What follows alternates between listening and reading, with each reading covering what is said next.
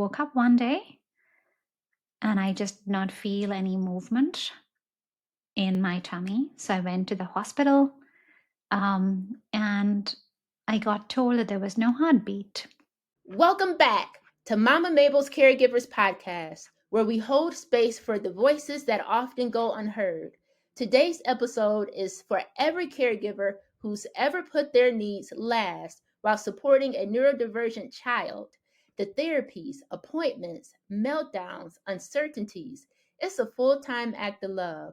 But what about you? What about the silent pain, the emotional weight, the parts of you that feel lost in the process?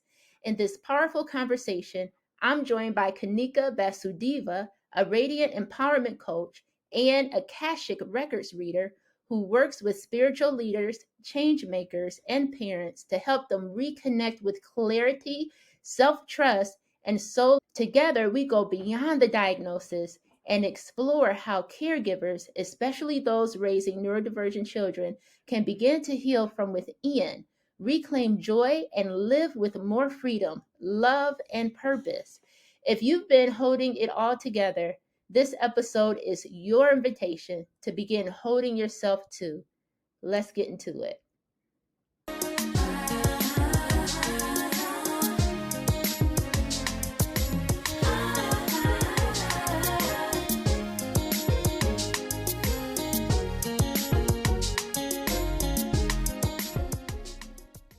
Hello, Kanika. How are you today? I'm doing so well, Thalisa. Thank you for having me here. Yes, thank you for coming on as a guest for Mama Mabel's Caregivers podcast. I'm incredibly excited to have you on today. This is going to be an excellent episode. Podcast family, just before we even got started recording, we have just been talking for a good just 30 minutes. This is going to be a great episode, okay? So we have Kanika Vasudeva, and she is the energy coach and Akashic records reader. This episode is entitled Beyond the Diagnosis: Healing the Hidden Pain of Caregivers of Neurodivergent Children. So, you know how I do. Let's get right into it. So, Kanika, please, can you tell me more about and just explain what an energy coach is and a Kashik? Excuse me, how do I pronounce it again? Akashic Records. Akashic records. Please, can you explain to me what that is? Yeah, totally. Um, let's see. Well, first of all, let's just start with energy coach and let's just explain that. And fundamentally, we all understand that we have energy. Like we will say that, oh, I'm low on energy today. Yep, I need coffee, it'll boost up my energy. We say that. We'll meet people and we'll go like, oh, that person just really drains my energy. We know that we have an energy vessel. Somewhere there's some sort of understanding. So perhaps think of a glass, think of a bottle, and think of the amount of water that it has. So maybe the glass, the container itself, is your energy capacity of your body, right? And the amount of water would be the amount of life force that you have. Are you feeling passionate? Are you feeling drained? Are you feeling like you're ready to go and so on? So that's the amount of life force. That's the energy that we'll talk about. So, as an energy coach, what I'm really doing is increasing the capacity of your container. How much can you have? How much energy can you have? And then increasing that life force, so the passion with which you can live life, with which we can do things, with which you can attract all the good things to your life. That's what we're increasing. So that's energy coaching. It's energy balancing so that you feel empowered and really confident to step into all the exciting things that you want to do in your life. And now, Akashic records. So, how I help in the energy balancing is working with Akashic records. The word Akashic comes from this Hindi word called Akash, which refers to consciousness. So, If I'm to explain this, think of, let's say, Google Clouds, right? We all store stuff in the clouds. So think now that we have this mystical library around us, like all around us, around up above somewhere, almost like the atmosphere is with the earth. Think of like one level where there is this mystical level, and that has this Akashic library. This library contains all your information. So it contains information about you at birth, at 5 years, people you met, decisions you did, where you walked, what you liked, everything. It has all of that. Better yet, it has information about this lifetime, then it has information about all your other lifetimes. So it has this whole story of you. Now, how does that make sense with us? Like, in our current roles, in our bodies and worlds, how does that make sense? This is how. Another example, imagine yourself in a traffic jam. You're driving, you're stuck in a traffic jam on the highway, and you sort of don't know why you're stuck. So, let's say in your life, there is a relationship going on, and you kind of don't know why there's something which is off about your relationship. You know it's off, but you don't know what is off, right? Now, imagine if you could fly up, if you could look at the traffic jam through a helicopter or an aeroplane, whatever you want to use. Then you can understand the whole traffic jam. You can understand what is happening, whether there was a tree that fell down, whether there was some accident or so on, right? And this is what the Akashic records help us do as well. When you fly up above, you really get a whole bigger picture. When you're looking at your relationship, you don't just see, okay, it's stuck, or this is the fight that I had in the morning, or this is where we disagree. You don't just see that. Of course, you get that, but you get it from a much higher perspective. You understand what are the lessons that as souls you've both come to learn on earth. What is the past life that's drawing that? What are your growing up trauma conditioning that has led to all that relationship issues? It really gives you a much bigger picture. Even what your ancestors, what their conditioning, how everything around you has resulted in wherever you're feeling stuck. So that's what the Akashic records help us do. Oh, wow. That's very interesting. Very interesting. I like that. Kanika, tell me, and please share with the podcast family your journey, how you got started, what led you into becoming this spiritual coach. Yeah, great question. So, if I can say that I was sort of like a lot of people on earth, in the sense that I feel that generally on when we are living our lives, we are sort of guided by people around us, by friends and family, to be in a certain way. So I was an engineer, I was an MBA, I was sort of doing what everybody wanted me to do, like things that looked really good on paper. And around probably when I was 35 years of age, around that time is when I started to feel just not happy. I started feeling really burnt out. And this was a time, by the way, looked very good on paper. So if you saw my Facebook profile or even LinkedIn profile, you know, it all looked really glossy, great. I was traveling to amazing places. I was leading multi-million dollar projects for major companies. It looked perfect on the outside, except that I felt very empty inside. I felt burnt out.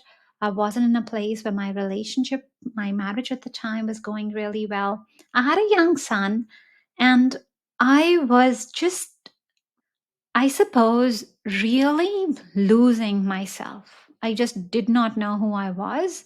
I felt I had no identity and I couldn't understand it. This was the time when I was pregnant with my daughter. Pregnancy was going medically well, there were no issues. And yet, this was my second pregnancy, and I just wasn't doing well at all emotionally. I would wake up crying. I was just not happy because at some level I was realizing that my life wasn't going well.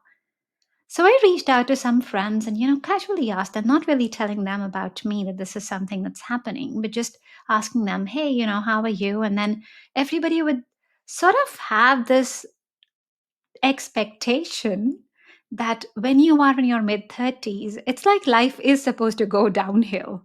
And as you get older, you're not supposed to smile. Like, it's a norm that you get older and older and you get grumpier and grumpier. And it's kids who have the right to be happy, and you sort of lose that right. So I started looking at some YouTube videos, trying to find out, how could I get my happiness? How could I find that peace? I tried.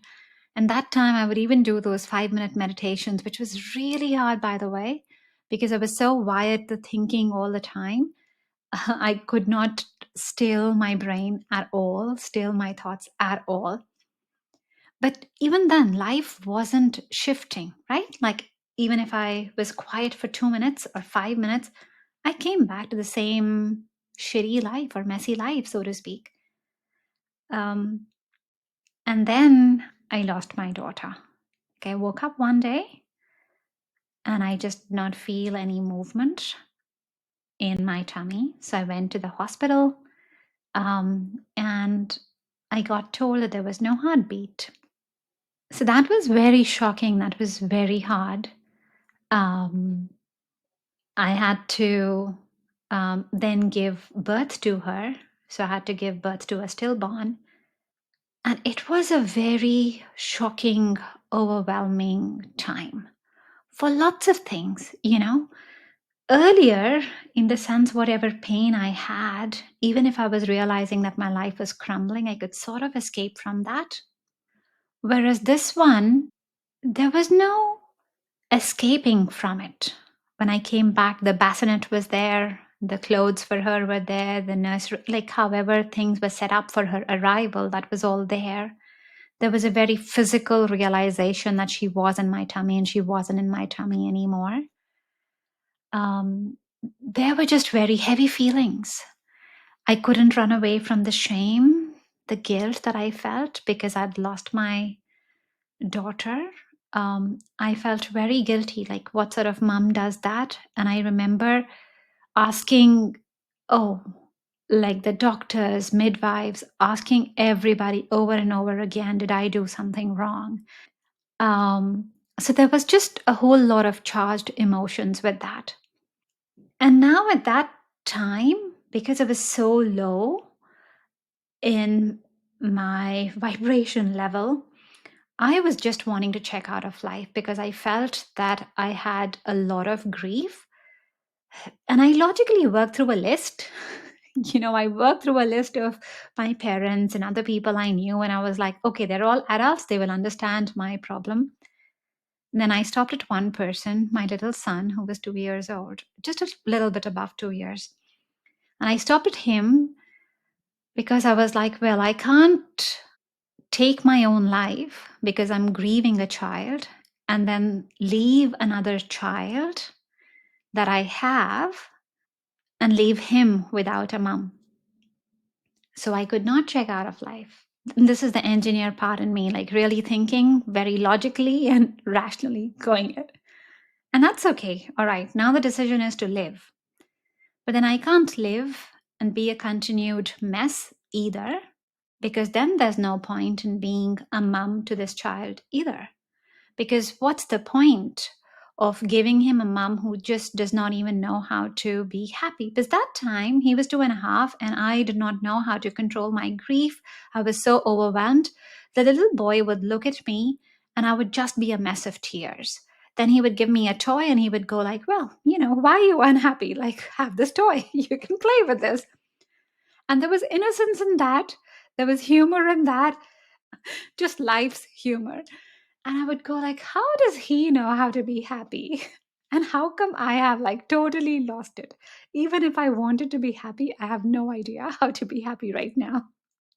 Um, and that was such a blessing because my daughter was teaching me about life, about what life really meant. My son was teaching me how to live life. So that's how my whole journey into energy healing started. I started looking at energy healing. I started tuning into Akashic records, found teachers who could help me through this. The beautiful thing is that I was able to connect with my daughter, and I had a conversation with her, spirit to spirit. So I connected with her energy. And my question to her was, well, why did you leave me? If you wanted to come, then why didn't you come? Why? What happened? What did I do wrong? And her answer was just amazing. I hadn't done anything wrong. I had a soul agreement with her before I was born. I had an agreement with her that if I was wasting my life, she would come and wake me up. So she tried giving me signals. She tried telling me in all the times where I was feeling a little bit disappointed, where I was feeling unhappy, where I was trying all those things. She was giving me the signs that, hey, you need to do something. Hey, you need to do something. So she was giving me like the little knocks, like, hey, wake up, wake up, wake up.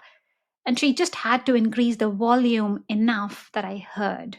And this was her way because I just wasn't hearing it. So I think what I take away from this story is that often a lot of times we feel that life's happening to us like we are the victim of life, that we are the less empowered people. But actually, in my experience, it's not that at all with me or with my clients. I've seen it over and over again that where we feel that life is just not working out, that's exactly the place where light wants to enter us, where we are on that journey of more evolution and expansion instead. Wow. Wow. So there's so much there to just unpack and to absorb, just mentally, because that's very, very deep, very deep. So after losing your beloved daughter, you went through your spiritual journey began, right? So when did it come to you that this is something that you would be able to incorporate in your life? Well, I didn't really think of it in the sense that when am I able to incorporate it into my life? At that point in time, and I knew nothing about meditation, I knew nothing about, well, I believe we are all intuitive, and I just believe that there's a place where we all stop listening to our intuition because of different reasons. So at that point in time, I wasn't believing that I was intuitive at all. I never felt that I could get in touch with my daughter. I mean, I had no idea. I had no spiritual teachers, nothing like that. But when I knew that I have to live because I have my son, so I would just talk with the universe all the time and I would tell them, okay, if this has happened, like if, my daughter is not there and now I have to live. Now, so it was a conversation that I would have with the universe all the time, over and over again. And I would tell them, not even ask. And it was not angry or anything either, but it was very much like a mother asking that, hey, this is my right. I need to speak to my daughter. I need to be able to communicate with her, and you need to show me how. And I think it was that intent and it was this belief. It was um, this culmination of desire, of belief, where the universe just helped me out. And it's just a series of things where the teachers materialized when they had to, and things happened. So I always knew, I think, as I was saying all these conversations, having all these conversations with the universe, there was a level of knowingness in there or belief that I will talk with my daughter, like that just had to be. To continue to live, that just had to be. And universe just had to keep its end of the bargain. It it's hard to explain how I got that, but it's almost like any mom, she would just look at her kids and go like, I'm going to take care of my kids. You don't know how, but you just don't know. Like you will. It was that, I'm going to talk to my daughter. I have no idea how, but I'm going to talk to her. So it was just that. And then that's happened. So I found my teacher, my first teacher then.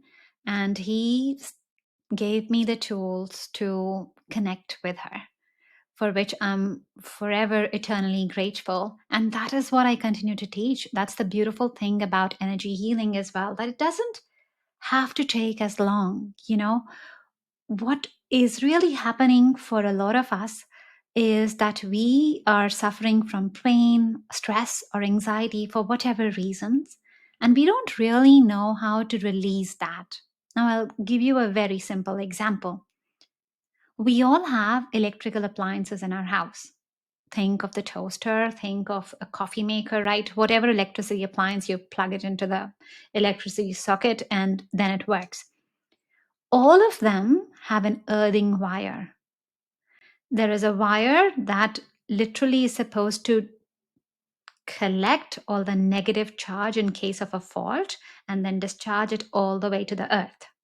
We as human beings, we continue walking around. We have all our negative experiences. We may or may not like something.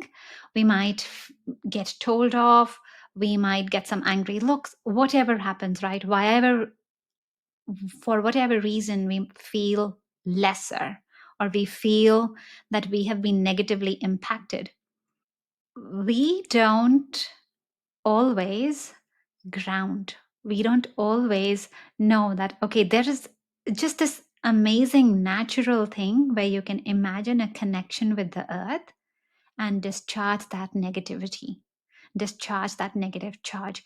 So, energy coaching actually is just really simple amalgamation of techniques like this, where you just use very simple things to be able to restore your energy balance, because that's what energy is. It's positive charge and negative charge. You let go of the negative, you bring in more positive energy. And the more I started doing this, the more and more things started shifting for me. And that's what I'm teaching people as well. Thank you so much for sharing that. Prior to us recording, we were talking about parenting and some of the challenges that comes along with it. And podcast family, I shared with Kanika um, just a horrific situation, that experience that happened this year. As you know, I actually did a special podcast on it. I had a best friend of mine for decades who was a part of my inner circle. Loved her, still love her.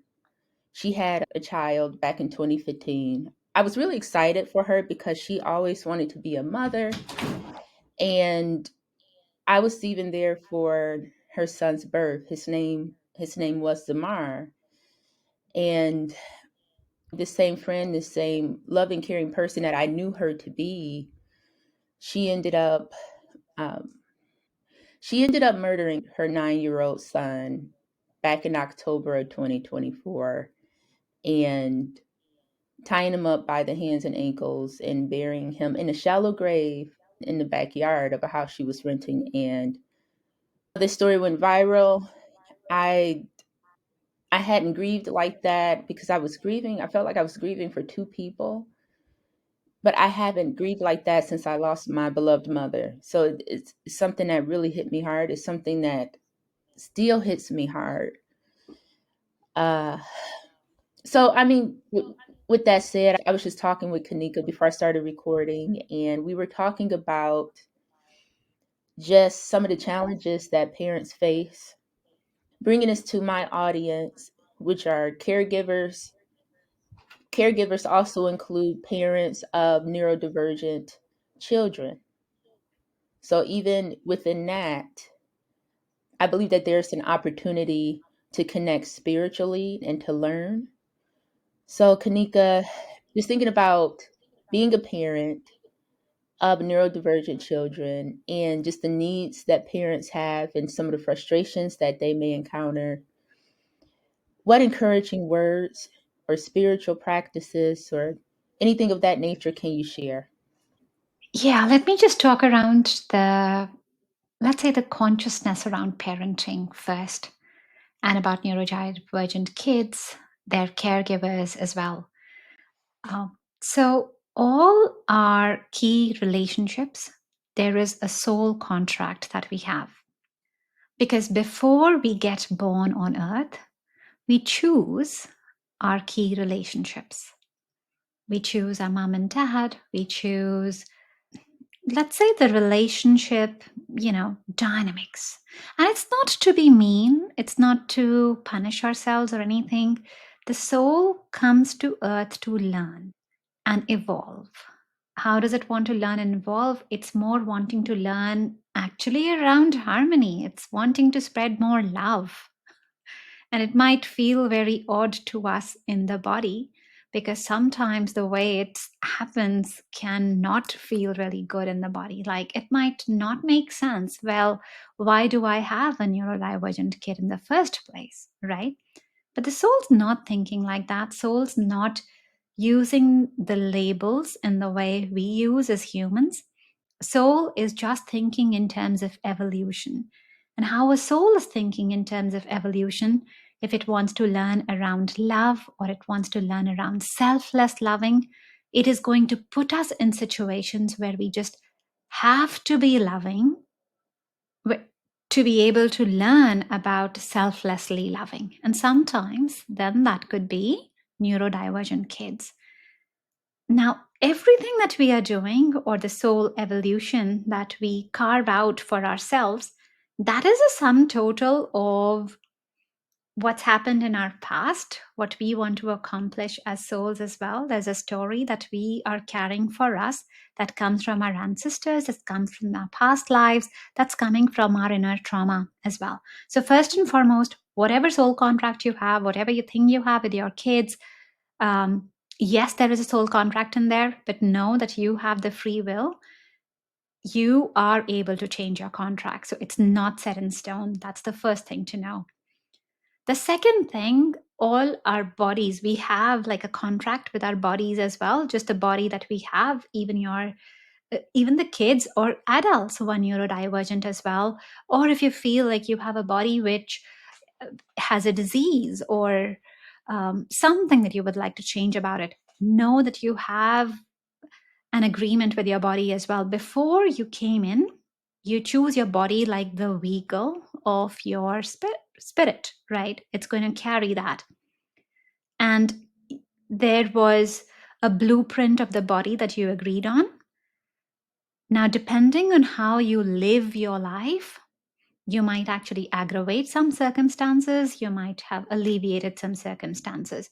So, in some cases, maybe you were supposed to learn about love, and so some sort of thing was, or deficiency or experience of lack had to be there. But depending on how much or how quickly you evolved out of it, or whether you got traumatized or not, there might be effects of that on the body, right? All the disease, everything that actually is dis-ease, there is some stress that you're carrying. But you can always reshape that. Whenever you are ready, whenever you are able to bring it to your consciousness, you can reshape that, because having your body, having ownership of that, you are the one who has the ultimate sovereignty, who has the ultimate right to be claiming that this is what you want in your life. You are the creator in your life. So you can really rewrite your contract with another person. You can rewrite your contract with your body as well. Now, in general, talking around neurodivergent kids and what's really happening as caregivers, or maybe if someone had to be caregiver for their parent or for someone else in their family, what's really going on? Mostly these times, there are previous lifetimes where some things happened. Perhaps, if you're really looking after a child who depends a lot on you, where you have to give him a lot, or where you've had those situations, there are past lives where you've done something in the family, where you've done something. So now you're repaying it back because you've caused that. Now, how people think of karma, and how karma truly is, it might be a little bit different. So I'll just take a step back, explain karma first, because that's how the energy balance is working in the life on earth, and that will then explain stuff. Karma is an energetic balance, like things that you were supposed to learn and how you evolve and so on, right? So if I take an example, maybe, there was a past lifetime where I went out and I killed a few people. Now, sometimes there can be a myth which might say that, okay, if I killed people, now people are going to kill me. But if you think of the cycle, then eventually it just means like, we'll just continue this on. There's no evolution as such. How is the evolution on Earth? How is humanity? How is life on Earth actually evolving? That won't happen if you were just taking an eye for an eye, right? So instead, how that is really working is that we are working on the lesson. So as a lesson, I would then need to learn, because I've gone ahead and I've killed, then either I'm learning it with just that by just observing the killing and then observing what happened in their families and so on. And so this is my personal karma with them. Then we have family karmas and we have ancestral karmas as well, country karmas as well, depending on where we are born and so on. There are all those learnings that we have to do. So my lesson could just be, okay, what if now I have to take care and really understand what unconditionally loving someone is like, because I've taken something away from them. So sometimes that could be that payback as well. So your soul contracts with your kids or with your caregivers, they depend on circumstances like this. They depend on your past lives. They depend on what has happened, what your karmic entanglements are, what your ancestral entanglements are, because as a family, you could have done something. Maybe your family was selling a business or selling medicines that was doing really good things for people. So then you're automatically reaping the benefits out of it. Sometimes there could be something that they were doing which was really harming humanity in a way, and then you carry a bit of that energy which you have to repay and cleanse almost from your energetic vessel, right? So all our things are really coming from that place. But ultimately, regardless of the relationship, regardless of the caregiver, the caregiving person, the care receiving person, every relationship is tied with the essence of evolution and growth. If you are caring for someone who is in that position where they're not really able to take care of themselves, or you really have to carry a lot of load, that time your soul is learning lessons around unconditional love, around really giving from a more selfless place, around also forgiving, because at the same time, while you're caring for them, there still might be certain things where things are coming up inside you where you feel angry, where you still feel violated, and it's giving you the space to work through all of those emotions. So every relationship, regardless of how it is helping you evolve. For the child themselves, especially for people who come into, let's say, less abled bodies, and this might be news for some, we choose less abled bodies. There is more competition of souls who want to enter the less abled bodies, because guess what? You're actually able to release a lot more karma if you come into a body like that, because there's limited negative karma that you can acquire. So just by being limited, because you're not able to do certain things, you really have to learn some of the other lessons. If you have been violent in a previous lifetime, if you have uh, killed a lot of people, if you've taken money away from a lot of people, then the way for your soul to actually see the other side, to get more empathy, is now to experience the lack of it. So I hope that explains a little bit around why our relationships can be charged, can be very different. It might on the surface feel like they're wrong. At a human experience, we might go like, well, I got the raw deal. And it's almost like, if I look at my story with my daughter, there would be one aspect of me which would say, well, I got the raw deal. But did I really? No, it was a blessing, because that was the agreement that I had. Every single life situation that you have is an agreement in some form. And all you need to do, by the way, if you need to clear it up, is just understand the imprints, the energetic structure that forms it really, and just change that. Wow. Okay. So how does one, thinking about, the parents again of neurodivergent children and just, some of the heartbreaks, some of the frustrations that they may have, how do they get started on a spiritual path to develop a deeper understanding that will help them? That's an excellent question. And I think, first of all, just thinking about it, because when you start thinking, when you set that intention really strong, the universe will always meet you where you are. So those answers, they'll always start coming there. If parents are interested, I have a wonderful freebie. It is at artoflifecenter.com/parent. It's a 3-part audio series. What this one does is it explains to you, first of all, your karmic contracts with your kids.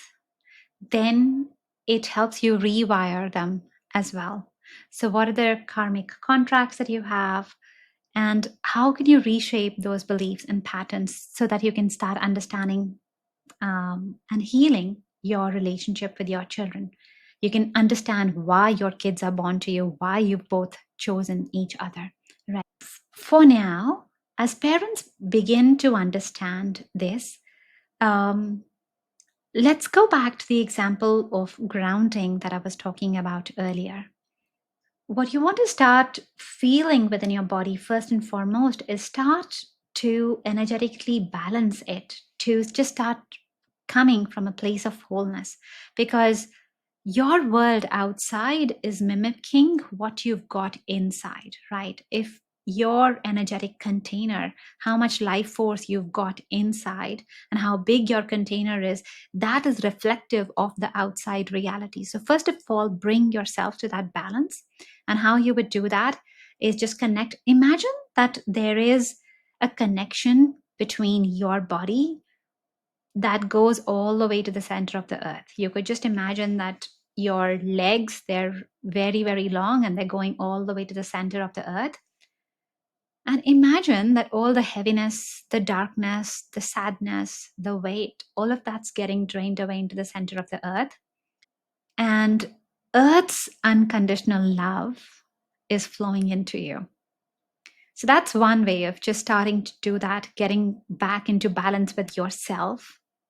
That's one very quick hack. Um, and this is how you can also start coming to a more centered place yourself. But I think your question is really two-layered, because you're saying, well, how can parents help themselves? Because eventually they're also wanting to look at their kids, and they're wanting to then, as parents, we want to look after them. We want to go to a place, well, how do I correct my child? How do I fix my child? Or how do I make this better for them? And I'd say two things here. First of all, this is a human label. We think that we want to fix the child, and it might appear wrong to us in a human perspective that something is a certain way. It may not always be the case that way, because you're seeing your child perhaps as a body, but they are a soul in the body.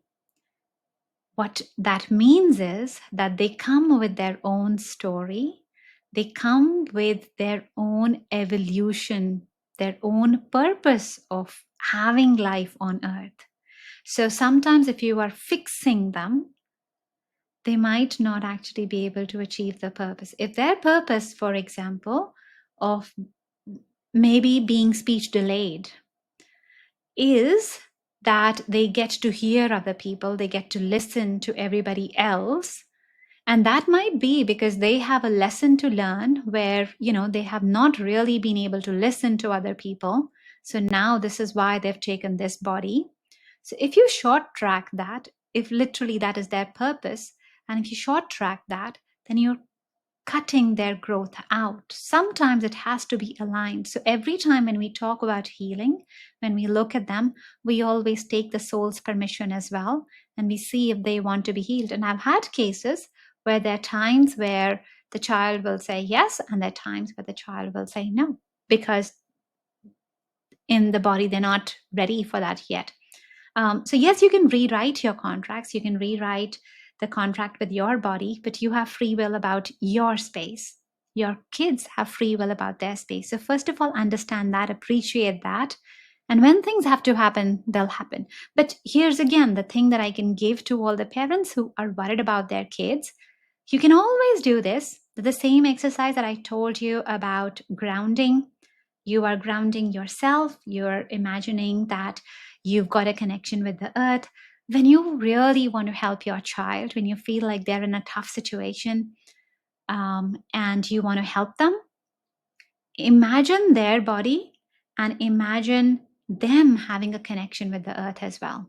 So just imagine them releasing the stress, because this is a very natural connection. You're not really forcing anything on them, and your child will automatically let go of the stress and the stuff that they want to let go. So their free will still belongs to them. And then they'll be able to bring in the good energy, the higher vibration from earth. And you will almost always notice your kids settling down, even dogs settling down when you ground them. Like, just have fun with this. Go to a restaurant, and if you feel like things are, maybe a little bit more noisy or something, just practice grounding. Random things, random stuff, traffic jams. If something's not working, if let's say your computer just gets glitchy, just ground it. It takes nothing. Like, just imagine that there is a connection that goes all the way to the center of the earth, and there is beautiful green energy that comes from the earth, which is filled with love and light, and that just envelops the device or the thing instead. And you'll just notice the shifts for yourself. Wow. Okay. That's a great answer. Thank you so much for that. So you're saying, in part because it's multi-layered, you're saying focus on yourself, grounding yourself, and then also realizing that your child also has their own personal self-contract and free will, and be loving and accepting as you think about this and as you work with your child, because what they're experiencing is a part of their journey, right? And then you offered a free resource. Podcast family, Kanika has offered a free resource. So she has a website called artoflifecenter.com. So she said if you go to artoflifecenter.com/parent, you can receive some of the free resources that she has. Can you tell us more about that? Yeah, so this resource, the parent one, this is the Soul Contracts in Parenting. It is a 3-part audio series, not very long. They're like 10 minutes each, ideal for busy parents. And they just help you ground, they help you understand the soul contracts with your child. Well, first of all, they help you understand, why do you have your child in the first place? Like, what is your unique story with your child? That he literally came to show me happiness. That was my contract. Um, and thank goodness, because I really did need that. I needed someone to show me how to be happy, because I had no idea it was going to be such a big struggle in my life.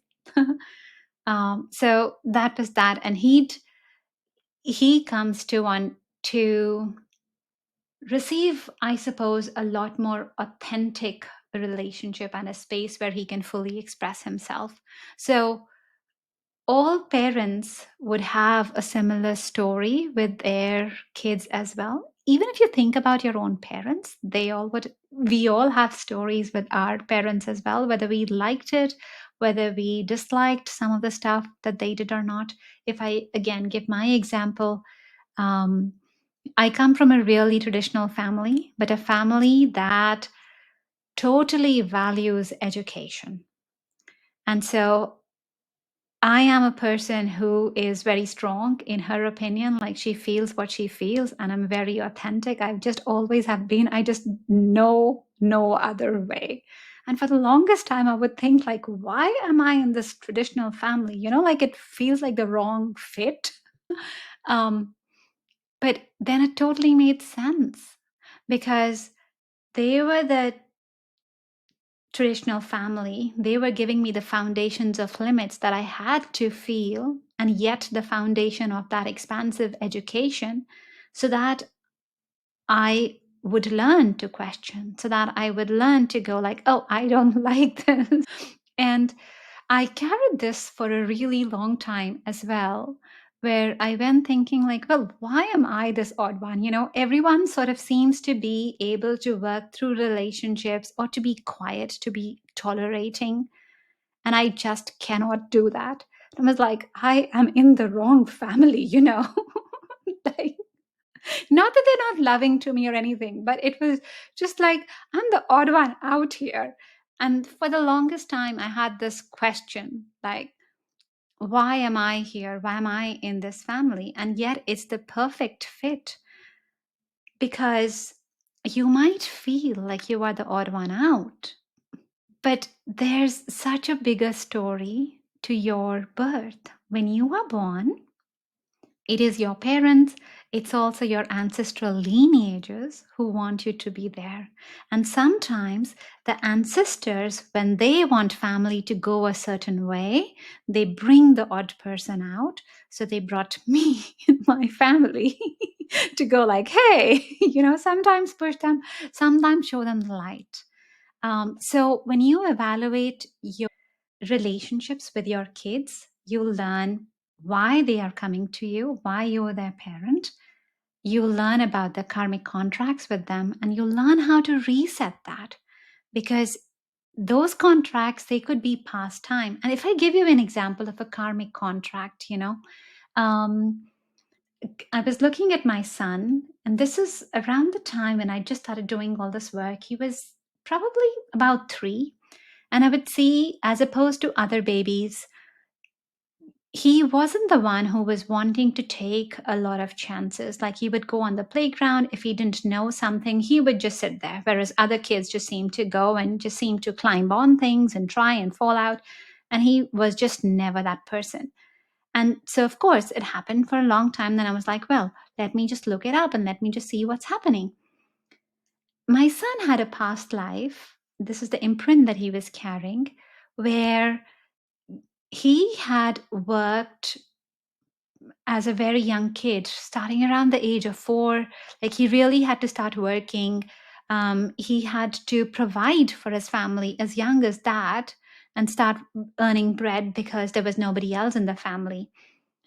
And so when he came in this lifetime, he was like, no, no, no, not growing up, like just not growing up at all. And I'm going to be the kid. And in a certain sense, it makes sense. But except that I was not going to make him work. We were not going to make the little child work. So I had to just work with him, spirit to spirit, again, have this conversation where I told him that, hey, you know what?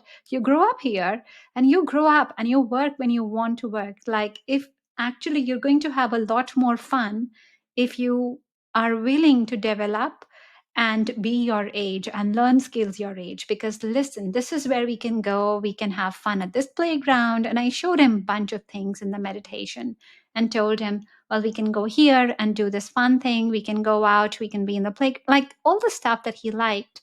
And it was just a magical difference, like one, I think a 30-minute meditation or something, and then the change was just immense. Like, the same boy now is a very adventurous kid, loves taking risks, loves going out and doing things. So sometimes the situations that we have, they might be a result of outdated programming, outdated conditioning from your past lives. And I can give so many examples of that. But if we rewire them, our life just changes. It's like um, day and night. The difference is just massive. Wow. This whole time I've just been sitting back saying, wow, wow. It's really deep. And it's also not only an interesting way to look at things, but it's an intriguing way. Especially, And it's so liberating as well, isn't it? Like, we live limited lives because we don't know. It's like we have this shell. When I look at it, it's always like we have this invisible veil, like a cage that's around us. And you just have to peel off the energetic layers, and the veil just vanishes, and you have more expansion. yes, yes, yes. Um, so great. Thank you so much for that and the wonderful explanation that you provided. So, podcast family, Kanika is an energy coach, and she is available if you would like to work with her. So I would like to talk about that as well as your website and services that you offer. So, Kanika, can you please share with the podcast family the services that you offer? Yes, so currently I offer some workshops that I do every alternate weekend. And I have a variety of workshops, like the one that I've got that's coming up at the time of this recording is a workshop on clairvoyance, which is our ability to see. And when I say see, it's like literally having the visions to be able to see. And it's very different. What it does is when you're able to see something, the power that you're really gaining is you are taking away the ability of other people to be able to lie to you because you can see something. You can just literally pick up anything and go like, well, is this good for me or is this not good for me? So I have a lot of workshops like that. I have workshops on throat chakra activation, so which would be a workshop to be able to speak, to be able to be your authentic self. And of course me, the person who just can't do anything else but be. So there are lots of workshops that I have like that. They can all be found at artoflifecenter.com/shop, shop. And then I offer a mentorship for people as well, depending on where they're at. I love working with parents.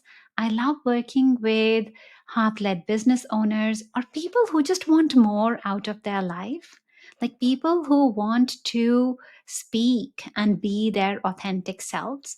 Not have a different person at home, different person at work, but just live, embody that person who they truly are. People who want to be more visible, people who want to really expand more, expand their business, live heart centered lives. Those are the people I absolutely love to help. People who are really wanting to have relationships with their kids and with their partners that are far more authentic and filled with love. So, talk about things in terms of expansion, not survival, but expansion, about radiance, about really getting to the next level. That's my ideal client. And if you want to do that, I'd love to hop on a clarity call with you, just see how we can work with each other, how I can support you. It's not a sales call. You will get to understand what's really going on in your life, like what is the energetic whale that is going on with you. And then, if it's a fit, we can talk about ways to work together. So, I can be found at artoflifecenter.com. That's the website. Or you can find me on Instagram or LinkedIn at Kanika Energy Coach. Okay, that's awesome. So, podcast family, again, it is artoflifecenter.com. And on her social media is Kanika, one more time, Kanika Energy Coach. Kanika Energy Coach. So find her on social media. In addition, as you all know, this information will be in the description of this episode on the podcast, of this podcast. So all you'll need to do is just click on the link and you'll have access to everything in which Kanika discussed on today. So that is great. Kanika, thank you so much for coming out and again, just agreeing to be a guest on Mama Mabel's Caregivers podcast. This has been such a refreshing and enlightening conversation, and as well as one that I really feel very intriguing and energetic. I've learned a lot. I'm sure that the podcast family has also learned a lot, and I'm just grateful. I'm grateful for you. Thank you. Thanks a lot, Talisa. Thank you so much for doing this as well, for the amazing work that you do, and for all the voices, for all the people that we are able to reach out to, for everyone who's tuning in today, because you are all wanting to be a lot more conscious, a lot more aware, a lot more empowered. And so, for that, thank you, because not everybody is doing that. So, thank you for your willingness to do this. And the universe will meet you where you are at. Ask for the guidance, and it will be there with you. Awesome. Beautifully and wonderfully said. Thank you again. And as always, podcast family, until next time.